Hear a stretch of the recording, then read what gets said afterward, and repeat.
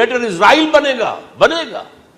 حدیث میں خبریں یہ سارے مسلمان ممالک تمہارے ہاتھ سے نکل جائیں گے مسلمانوں، یہ عراق اور اردن اور یہ اور وہ، یہاں تک کہ ترکی، سعودی عرب کا بھی شمالی حصہ نکل جائے گا۔ البتہ مدینے کا جو ان کا پروگرام ہے اس کو اللہ نہیں پورا ہونے دے گا، مدینے میں داخلے کی ان کو اجازت نہیں ملے گی۔ بہرحال یہ سارا کچھ ہونے والا ہے۔ وہ وقت بھی آنے والا ہے کہ حضور کی ایک حدیث کے مطابق ایک شخص کے 1000 بیٹے ہوں گے تو 999 ختم ہو جائیں گے، ایک بچے گا۔ یہ وقت بھی آنے والا ہے کہ حضور فرماتے ہیں اتنی بڑی جنگ ہوگی، اتنی خوریزی ہوگی کہ پوری زمین اٹ جائے گی لاشوں سے۔ تو پرندہ جو ہے کوئی، ایک تو پرندے ہوتے ہیں کہ جو مردار خور ہے، گدھ ہے، وہ تو بڑی خوشی سے اتریں گے، تناول فرمائیں گے لاشوں کو۔ اسی طریقے سے کوے ہیں، چیلے ہیں، لیکن جو نفاست پسند پرندے ہیں وہ لاش کے اوپر اترنا نہیں چاہتے۔ تو ایک پرندہ اڑتا چلا جائے گا، اسے کہیں زمین پر اترنے کی جگہ نہیں ملے گی، لاشیں ہی لاشیں ہوں گی، یہاں تک کہ وہ تھک ہار کر اس کے جو ہے پر جواب دے جائیں گے، گرے گا تو لاش پر گرے گا۔ یہ وقت آنے والا، اور یہ یہودیوں کے ہاتھ میں، یا یہودیوں کے جو سپورٹرز ہیں اس وقت، جو ان کے ہاتھ میں آلہ کار ہیں، ان کے ہاتھ میں آنا ہے۔ میرے نزدیک اس کام کے لیے اس ملعون قوم کو، کہ جو حضرت عیسیٰ کے زمانے سے ملعون ہو چکی ہے، اس کو باقی رکھا گیا ہے، اسے یہ موقع دیا گیا ہے، اس نے اسرائیل بنا لیا ہے، لعنت کی گئی۔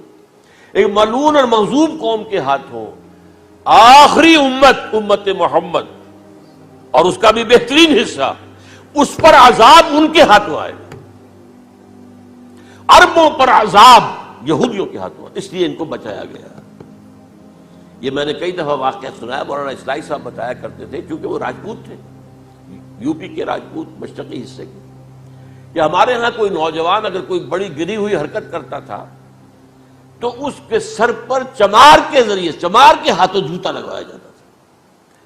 اگر راجپوت کے سر پر راجپوت کا جوتا گرا تو چلو تکلیف تو ہوئی، لیکن یہ کہ راجپوت ہی کا جوتا گرا ہے نا، پڑا ہے، لیکن راجپوت کے سر پر چمار کا جوتا، جس کو آپ انگریزی میں کہتے ہیں to add insult to injury, وہ تکلیف بھی ہے جوتا کھانے کی اور انسلٹ ہے کہ ایک چمار مار رہا۔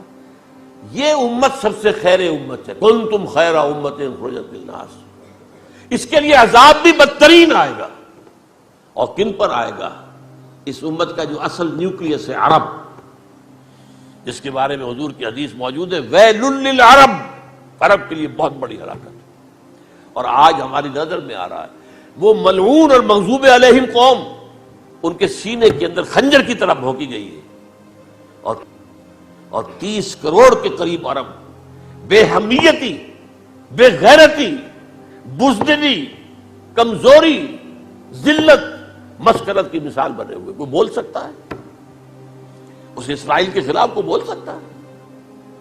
30-35 لاکھ آدمی ہے اسرائیل کے اندر یہودی، اس سے زیادہ تو امریکہ میں 50 لاکھ کے قریب، کل 1.25 کروڑ آدمی ہے یہ یہودی پوری دنیا کے اندر۔ لیکن دیکھیے جو چاہتا کرتا ہے، جب چاہا اس نے عراق کے ایٹمک انسٹالیشن کو تباہ کر دیا، اور سعودی عرب کی فضا میں اس کو فیول کیا ہے انہوں نے، دوبارہ ری فیولنگ جو ہوئی ہے ان کے جہازوں کی، وہ سعودی عرب کی فضا میں ہوئی۔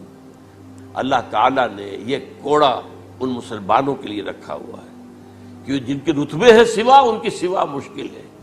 جتنا اونچا مقام اللہ نے دیا عربوں کو، ان میں حضور کو اٹھایا، ان کی زبان میں اپنا آخری کلام نازل کیا، تو ان کی ذمہ داری بھی بہت ہے۔ جن کے رتبے ہیں سوا، ان کی سوا مشکل ہے۔ یہ ہے میرے نزدیک، واللہ اعلم۔